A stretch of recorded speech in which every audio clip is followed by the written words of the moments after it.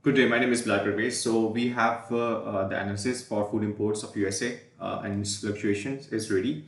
We had the data from 2000 onwards till 2022, and we need to perform the analysis to see the variation of percentage in different foods. And I mean, there are a list of different foods, and we need to see that how the import percentages are varying. And we noticed some interesting trends in that. But firstly, let me explain what we have done in the analysis.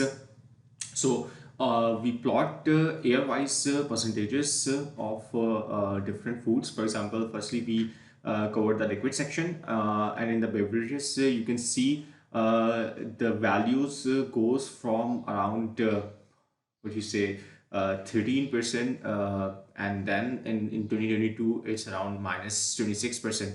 Obviously you can see that there's a huge drop from 2021 to 2022. That may be because of the reason of the COVID, but overall if you see it here, then the beverages fluctuates a lot. Same goes for the vegetables. Vegetable section is also, I mean, there's a lot of fluctuations, and you can see that the vegetable oil actually here we plotted, and that really fluctuated a lot. Especially if you see it here from 2003 to 2004, it's around 33% of the overall imports of the food is vegetable. But then there's some fluctuations, and then there's a downward trend. Here it's minus 19.8%, and then you can see there's a kind of in the negative side. I personally believe that this is because of the fact that initially those were the years when there's a lots of research work going on in USA regarding the oil seeds. But then when that research is over and we have soya beans that are genetically modified, the need of vegetable oil to be imported goes down a lot. And same, I mean, we can see there are some fluctuations, but overall, the trend remain the same, except for the vegetable oil and beverages. Same we did for foods, raw, that is cocoa and chocolate, fruits, grains, nuts, and vegetables. Obviously, these are the raw products, and we can see it here. There's a huge fluctuation in grains and fruits in 2012.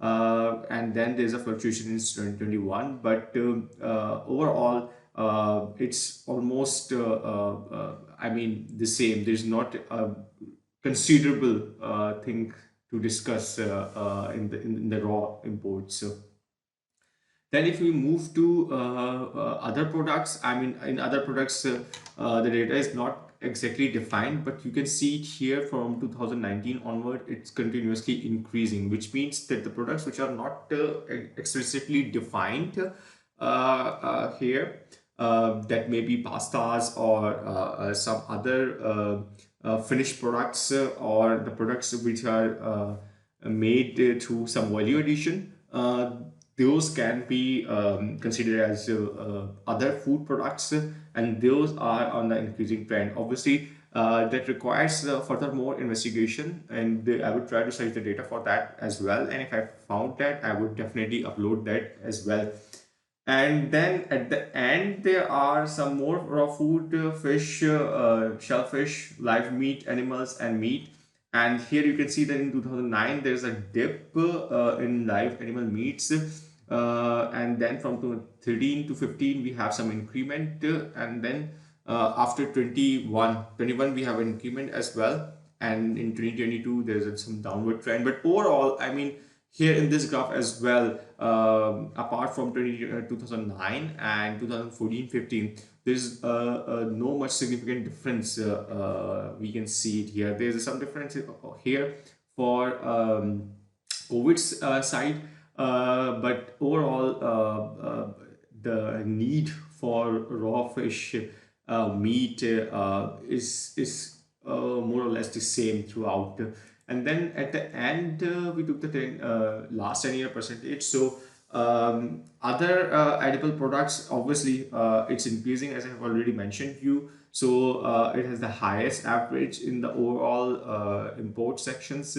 And then the meat, vegetable oil, dairy, vegetables, and then the other list. But you can see it here that, I mean, this section, other vegetable product, is keep on increasing.